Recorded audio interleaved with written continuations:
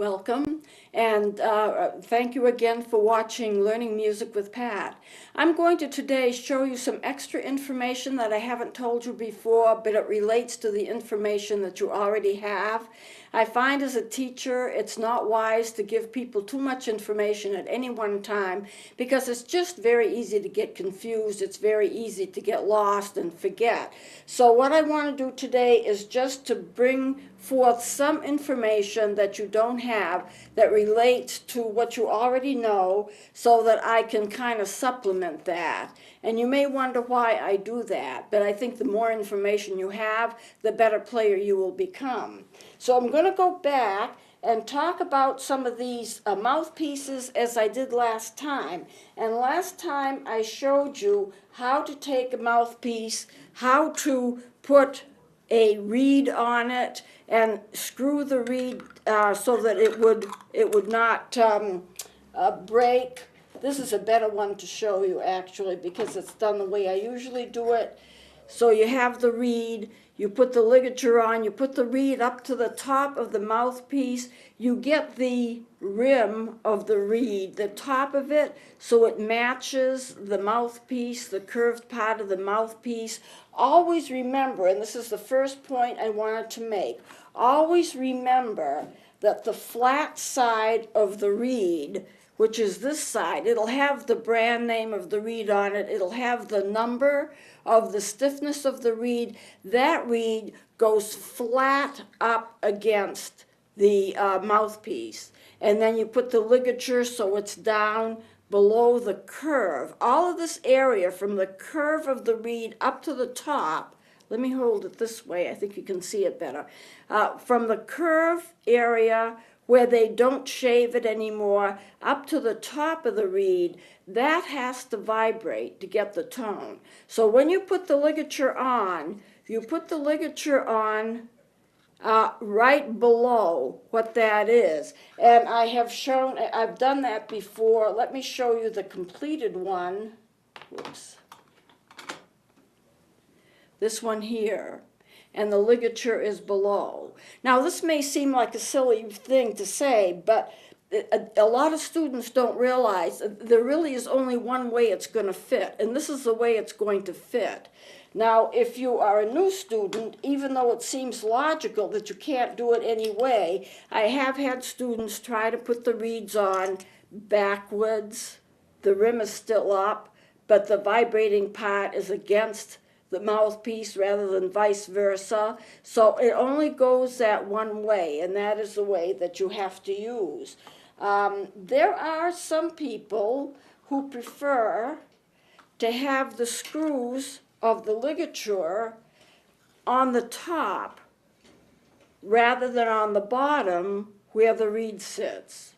The reed covers the opening, the main opening of the mouthpiece. You can see that it's like a hole in here. I can stick my finger in it. That's where the reed goes. The ligature, the way that I do it, always goes on top so that the screws are right by the wooden part that vibrates, but a little lower so that you don't cut off the vibration. But some people would prefer to put the bottom of the ligature on like this so that the screws appear on the top. And when that happens, when you use the cap, which is this, and you have to cover it up, you have to accommodate where the holes are. So essentially, to use this, I have to put the reed on the bottom, and then the cap goes over the top. Now, I don't do it this way. I think, though, it's a matter of personal choice. The reason I don't do it this way is that I think you have much more control of the reed vibrating if you put the screws on the bottom right where the reed is. You can undo this top screw a little bit, just a little bit, and that gives the reed the ability to vibrate a little more. I realize this has moved on me, so I need to tighten it back up. But at any rate, I prefer to have the ligature with the screws right below the reed rather than on top, which is what I just showed you.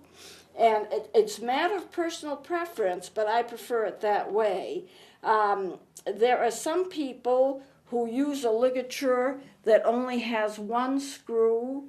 I don't like them particularly. They break easily. This one is broken. I kept it so mainly I can demonstrate it. But some people do use it. And it's, as I said, it's a matter of personal preference. I always also brought forth some of the pads that are put on the saxophones, clarinets, and flutes. The difference between the recorders and the little instruments and the main instruments is the fact that the instruments have to have pads over their keys, and the pads close the hole for you. So if I am to use, and they come in different sizes and so forth, but if I am to use a flute, which I'll take now, this little flute, you would be able to see that there are little pads. Let me show it to you maybe this way. You can see that there are actual pads underneath the keys, and when you press the right key, it closes the hole for you. Some flutes are open holed, and you do it like a clarinet. You make sure that you cover up the holes. But there are a lot of pads that have keys on them, and that's the only way you can get everything closed up to play. So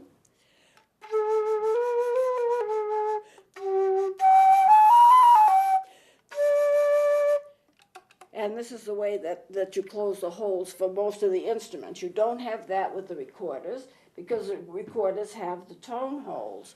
So these are just some basic things that I wanted you to know. You can buy boxes of reeds. I have one here.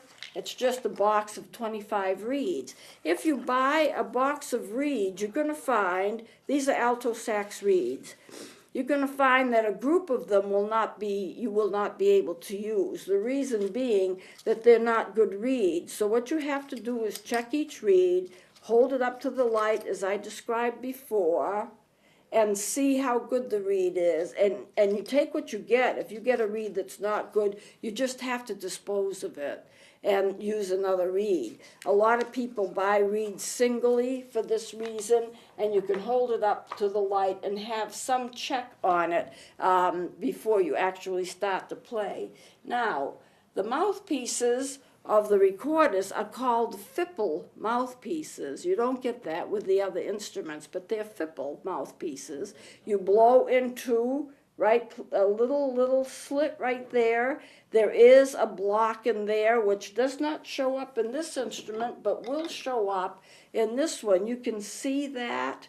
It's a little block. It's sometimes called the lower lip plate or the bottom lip plate. That's where you put your bottom lip. These are fipples, and I think they're really quite easy to play.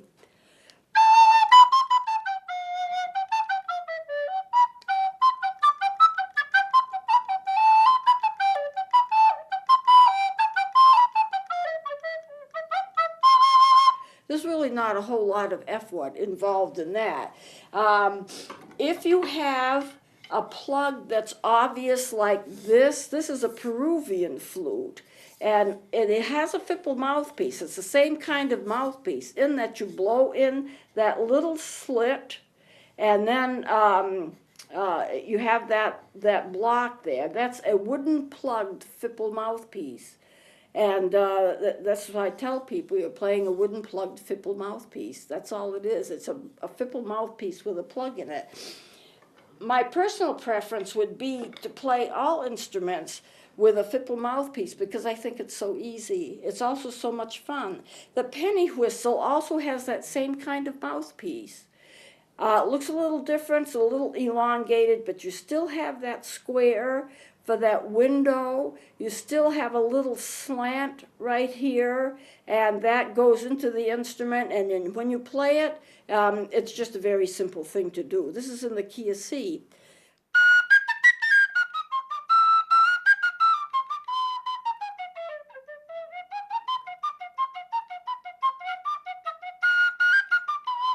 See how simple that is? There's practically nothing to it.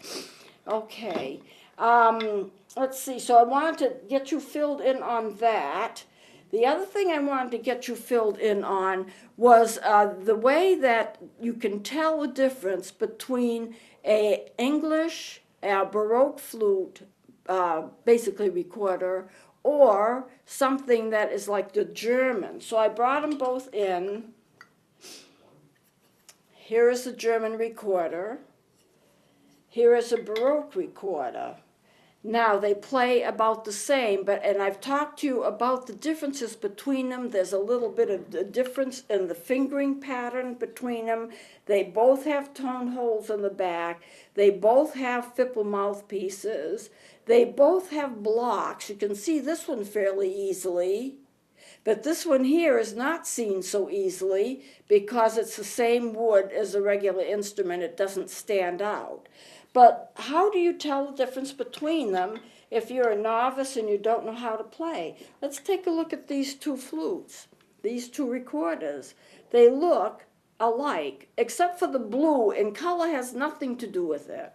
So just kind of disregard the color and just take a look at the both of them, and they're both practically alike, except for the little blue band on it, they look alike. Or if you take these two instruments, and this is particularly what I wanted to show you, these two instruments, they are, for all practical purposes, they look exactly alike. They're made by the same company. They sound alike. Let me play them both. The difference between them is that one is a Baroque fingering and one is a German fingering, but by looking at them you can't tell.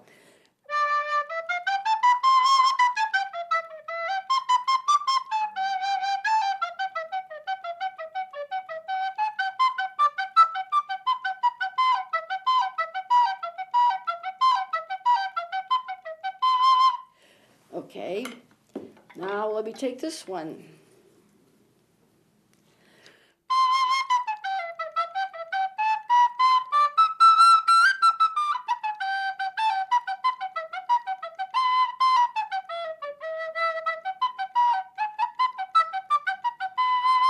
You can hardly tell a difference, can you, by the way that they look? That one of them is a Baroque and one of them is German fingering. So how would I know the difference between them? They look exactly alike. I can tell because on the back, because if you play and you picked up and play it, you might catch it that way, but to be sure about it, this little instrument has, and I don't know if the camera's going to be able to pick this up, there is a tiny small B in a circle right above the tone hole, just a little tiny B. It's not obvious, you'd hardly notice it. That little B has a circle around it, and that B means Baroque, and that tells you the fingering that you're supposed to use for it. Now they are so small that I've got another one. If I take this one, this is a Baroque fingering and it may not show up at all. The little B is right here where I'm just taking my finger off. It's the same color as the instrument. It's like a little raised area. It's just a little tiny B. They always use a capital B. They don't use a small one. I don't know if you can see that, but that's okay if you can't. That's where it is. You're going to find the B either on top of the tone hole or on the bottom, just below the tone hole, above or below, just a little tiny capital B. Some will have a circle around it. But that's all you're going to be able to see, and that's all you need to know. Once you get that, once you see that, you have a Baroque instrument. And the difference between the fingerings of the Baroque and the German, it's very slight, but it's a little bit different so that if I play an F, that's my F, to get it in pitch, I have to use this other finger. It just flattens it a little bit. But this is the correct fingering for the F. And on the German, the correct fingering on the F, which I'll use, let's see, make sure I don't have the Baroque, is just this. If I had the Baroque, you just add that extra finger. For the B, it's the same thing. For a Baroque, you play it like this. A regular German, you play it like this. If it's Baroque, you just add that. And for the F, you add that. That's basically the only differences between those two types of instruments. So what makes it important that I know it? What makes it important that I should play it with the right fingering? If I'm playing a fast song, you're going to hardly know the difference. But for a musician, the pitch is important, and it just brings it up to pitch. The Baroque are usually the preferred instruments. Most people buy them and play them instead of the German. The German's a tiny bit easier, but this is a German, and it was made in Germany. And you'll also notice another difference, and I'll show this one. This is a German, this is a Baroque. I have two sets of double notes, double holes, and on this instrument, and most of the Baroque have your double holes. And so when I'm playing it,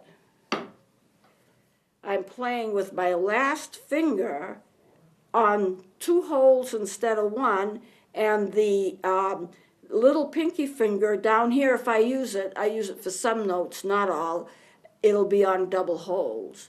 Now this German only has one hole. There's no double holes on it. I'm finding that some of the older instruments, I don't think it's all German instruments, I'm finding that some older instruments do not have the double holes, they just have one. And I'm finding that even some German instruments, now I want to just check this and make sure. This is a German instrument. It also has the double holes. Harder to see because of the color of the instrument. Older instruments and some German instruments have only one hole on the bottom. And the more modern instruments and some of the more modern German instruments have two double holes. Now that may not seem like much, but it is if you're playing, because what you can do with these instruments is that you can get half tones, even this one. This is just a little thing I picked up in a store. I mean, it's not a very high quality, but even that one has your double holes. You can get half tones, sharps and flats by half holing the instrument, and on the lower notes, you have to use those two holes to do it. On the upper notes, you don't have to, you just half hole. So let me take this one. This is a Baroque.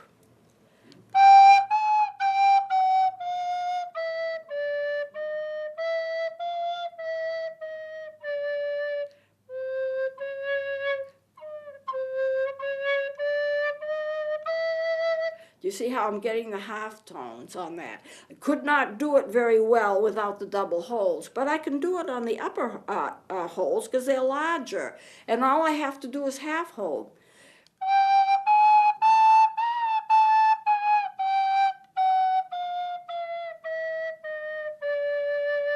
That's how you get a chromatic scale.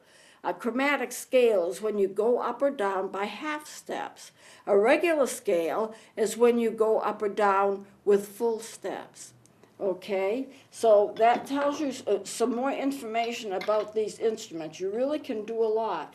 Now, an octave is 8 notes. I'm going to play it on the smallest keyboard that I have. I brought in the smallest one because I thought you could see it better. Put it on, and I'm going to play a scale, an octave scale. An octave is 8 notes going up or down, and the 8th note is a repetition of the first note. So let me try to do this. Hard to play it with my hand in the opposite position, but...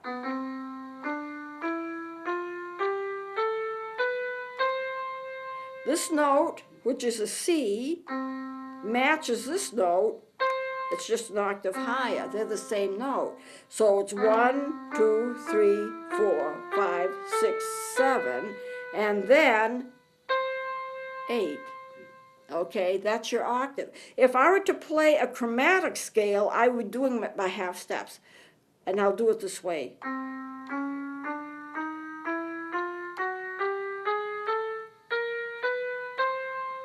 Or down.